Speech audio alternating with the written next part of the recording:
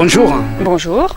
S'il vous plaît, madame, on veut savoir que veut dire les mots dialogue, selon vous. Le dialogue, c'est parler avec... le dialogue, c'est parler avec celui qui est en face de nous, justement. Là, c'est la caméra. C'est difficile de dialoguer avec la caméra. Je préfère dialoguer avec un être humain. Voilà. Nous sommes là, donc le fait de parler déjà, c'est comme un dialogue. Voilà, ça. tout à fait. Oui. Est-ce que dialoguer avec votre adversaire, c'est une faiblesse, selon vous? Alors, dialoguer avec mon adversaire, c'est pas une faiblesse, mais il faut que mon adversaire veuille dialoguer aussi avec moi. Et c'est parfois ça le problème, parce qu'entre adversaires, des fois, il y en a un qui a envie de dialoguer et pas l'autre, et c'est pas possible. Donc c'est vraiment dommage. Si l'adversaire veut dialoguer avec vous, oui. Donc c'est une faiblesse? Non, c'est une richesse au contraire. Ok. Parce que dialoguer avec son adversaire, c'est admettre que, on a des choses à apprendre de lui et qu'il a des choses à apprendre de nous aussi. Oui, voilà. Donc votre position, quoi. Voilà. Ok, merci beaucoup. Bonjour. Bonjour. Et vous êtes aussi français? Je suis français aussi, oui. Donc, que veut dire selon vous le mot dialogue? Pour moi, le dialogue, c'est un échange. C'est-à-dire qu'il faut être deux pour pouvoir dialoguer. On ne peut pas dialoguer tout seul. Donc, c'est effectivement apprendre de l'autre et donner aussi à l'autre. Donc, quand on parle les termes, donc il y a monologue et dialogue, c'est ça? Tout à fait, oui. Voilà. Donc, dialoguer avec votre adversaire, par exemple, vous avez un adversaire, c'est une faiblesse selon vous?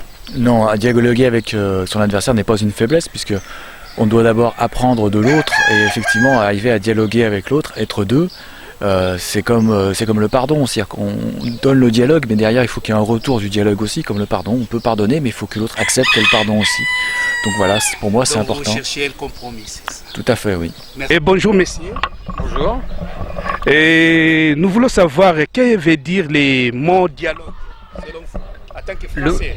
En tant que Français, le mot dialogue, c'est l'échange entre deux ou plusieurs personnes.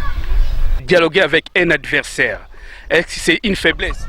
Ah non, pas du tout. C'est une force, c'est une grande force de pouvoir dialoguer avec un adversaire, puisqu'on peut exposer sa position, on peut s'expliquer, on peut répondre, on peut apporter des idées nouvelles. Non, non, c'est une grande force. Il ne faut jamais arrêter de dialoguer. Okay, merci beaucoup. Voilà. Merci. Bonjour messieurs. Bonjour. Vous êtes à côté, vous êtes aussi français alors? Oui, tout à fait. Oui. Est-ce que dialoguer avec quelqu'un, c'est une faiblesse? Non, pas du tout. Comme disait mon prédécesseur, c'est un moyen d'échange, de communication, puisque le dialogue est souvent oral. Donc c'est un moyen de communication qui permet à des personnes, deux ou plusieurs, comme ça a été dit précédemment, de s'entendre, de se comprendre et pourquoi pas d'arriver même à un compromis en certaines situations. Merci beaucoup. Bonjour messieurs. Bonjour. En tant que Français, qu'est-ce que signifie le mot dialogue? Le mot dialogue, c'est de pouvoir échanger entre personnes, de pouvoir échanger ses idées. Donc on peut dialoguer à tout moment pour savoir ce qui est bien, ce qui n'est pas bien, et pour arriver à une décision qui convient à tout le monde. Donc dialoguer, c'est échanger. Et est-ce que, par exemple, vous avez un souci vous avez un adversaire, on vous dit de dialoguer, est-ce que c'est une faiblesse? Pas du tout. Chez nous, en fait, le dialogue, c'est une force. En fait, dialoguer, c'est justement, ça fait partie de la vie. Et c'est pas du tout une faiblesse en soi. C'est au contraire, on échange, on dialogue, et après, on essaye de convaincre ou pas les autres. Mais à la fin, même si on n'a pas réussi, c'est pas grave. En fait, c'est la vie, le dialogue. Okay. Voilà. Donc, c'est pas du tout une faiblesse. Merci beaucoup. Ouais, merci. Le dialogue dont on parle, pour vous restituer un peu, n'est pas une initiative de l'UDPS. Le dialogue est une idée ou une proposition venue de la communauté internationale après qu'il y ait eu ce que vous connaissez tous en février 2013, la signature de l'accord cadre. Et c'est de cette signature que sont nées 3 résolutions, la 2098, on va dire 2098 parce qu'on est en Belgique, la 2098 d'abord, la 2147 ensuite, et enfin la 2211 qui se fait de plus en plus précise sur la volonté par la communauté internationale de vouloir proposer un dialogue aux acteurs politiques congolais. UDPS viva! Viva! UDPS viva! Viva! Viva! Viva! Tshisekedi président!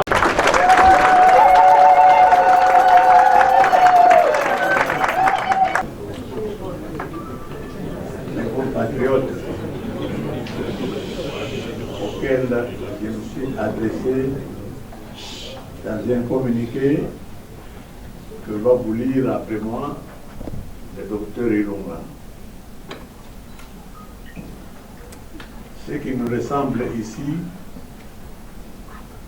d'abord, c'est le 55e anniversaire de l'indépendance de notre pays, la République démocratique du Congo. Et c'est ainsi, à ce titre-là, que je vous adresse tous et toutes mes vœux de bonne fête, bon anniversaire.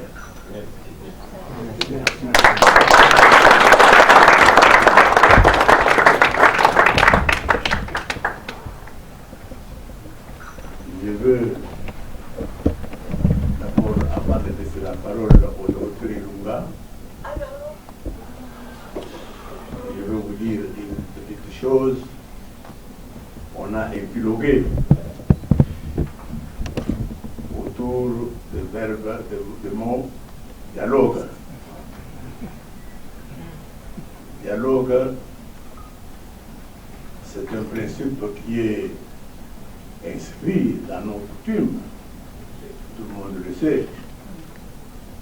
Et quand il y a un conflit dans une communauté, on se trouve à une table et où le dialogue jusqu'au moment où l'on trouve la solution. Ce n'est pas un effet ou une faiblesse de notre part, parce que le tout finira par le peuple, parce que si jamais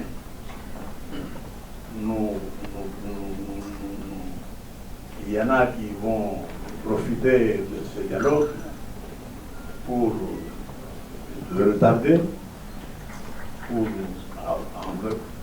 cacher les calendriers cachés, nous allons d'abord faire appel au peuple qui prenne ses responsabilités.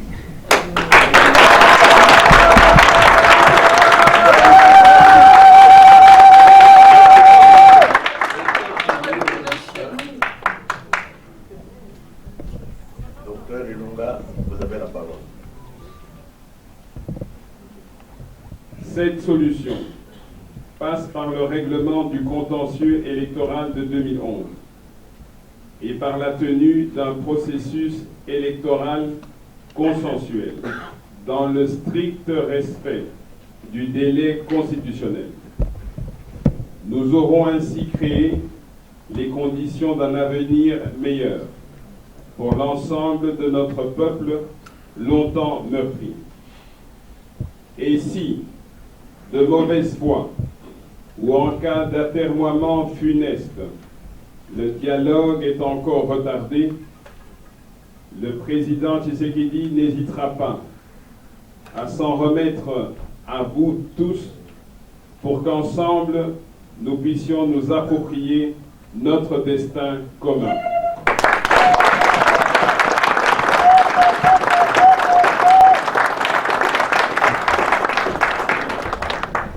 Le président Tshisekedi forme le vœu que ce 55e anniversaire soit le dernier que les Congolaises et Congolais fêtent dans la méditation, le dénuement, le désespoir et l'incertitude du lendemain. Que Dieu bénisse la République démocratique du Congo. Fait à Bruxelles le 27 juin 2015, signé Étienne Tshisekedi Wamuluba, président élu et président de l'Union.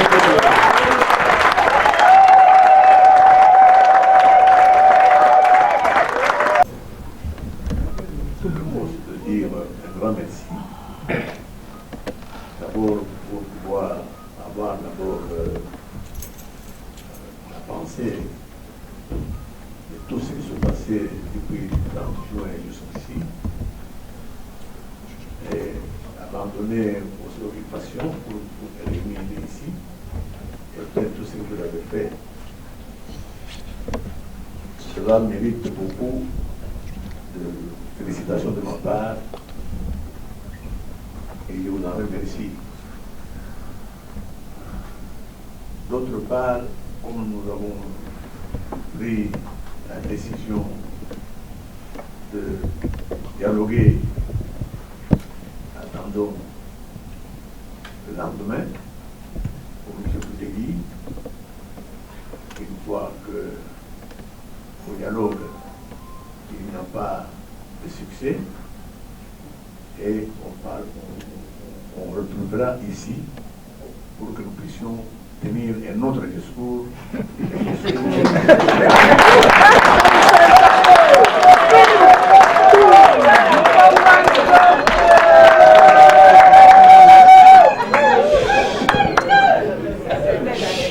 Merci beaucoup.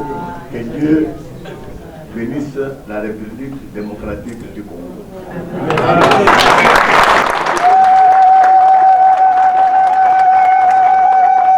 Viva! Etienne Tshisekedi Wamulumba, viva! Viva! Viva! Viva! Tshisekedi président. Merci. Nous sommes les demandeurs du dialogue et il s'est fait que pour le moment, il y a un semblant de consultation qui se fait à Kinshasa pour ce dialogue et nous ne savons pas à quoi cela va aboutir et nous pensons et nous craignons que cela ne soit des manœuvres dilatoires pour que le dialogue n'ait pas lieu. C'est la raison pour laquelle le président a dit, bon, nous maintenons notre demande de dialogue, mais nous demandons aussi au peuple de rester prêt à n'importe quel moment pour assumer ses responsabilités le moment venu. Bonsoir, M. Alexandre. Oui, bonsoir. Vous êtes président de la fédération de l'IDPS France. Oui, je suis le représentant de l'IDPS France et président de la fédération de l'IDPS France. Et vos impressions par rapport au discours du président Etienne Tshisekedi? Vous l'avez vu vous-même, les gens ont trop parlé, mais il a apparu comme un homme serein, un homme fort, un homme dynamique. Il a même parlé d'un deuxième plan si dorénavant les dialogues capotaient. Il dit l'IDPS tiendra un autre discours et ça serait dur. C'est ce que nous ne voulons pas, nous voulons éviter cela, nous voulons que les choses se passent pacifiquement. On vient vous retrouver à Bruxelles. Quelle est la raison de votre présence à Bruxelles? J'étais venu entendre le discours du président et je n'ai pas été déçu. On attendait une clarification sur la position du président, sur la politique de chez nous, donc je suis extrêmement content des propos qu'il a tenus. Quelles sont vos impressions par rapport à son discours? Mes impressions, c'est que les choses ont été claires, c'est-à-dire qu'il est pour le dialogue, et si le dialogue ne se fait pas selon les conditions fixées par l'opposition, eh bien, il faudrait qu'on change de méthode autre que le dialogue. C'est ce que j'ai compris, c'est ce que je retiens, et c'est pour ça que je suis très content de la position du président. Un message bref, mais qui dit beaucoup. Exactement. Évidemment, un président ne doit pas prononcer un long discours. Il doit exprimer ses idées en peu de mots. Et c'est le peuple qui va comprendre. Et c'est aussi votre rôle de journaliste de comprendre aussi. Ça dit beaucoup. Ok, donc le président fédéral de l'IDPS en Allemagne. Merci beaucoup. Donc, tchuss. Bon, moi c'est Théophile Ngombo, le représentant de l'IDPS en Grande-Bretagne. Donc pour nous, nous trouvons que la voie la plus rassurante, c'est aller au dialogue afin de baliser. Pourquoi les dialogues? Nous le disons très bien. Qui peut aller aux élections? Nous sommes partis aux élections en 2011. Si Jean-Pierre Bemba ne l'a pas dit aux Congolais, mais nous au moins nous disons aux Congolais que cette voie-là des élections mérite premièrement ou nécessite premièrement nettoyage ou la restructuration de la CENI. La CENI, avec sa configuration actuelle, pose problème. Nous connaissons tous Malouma et ce qu'il a fait. Et voilà pourquoi nous demandons, nous, qu'on se mette autour d'une table. Il y a un calendrier électoral qui a été publié, il est conflictuel et irréalisable. Voilà tous ces points-là, nous devons les brosser l'un après l'autre.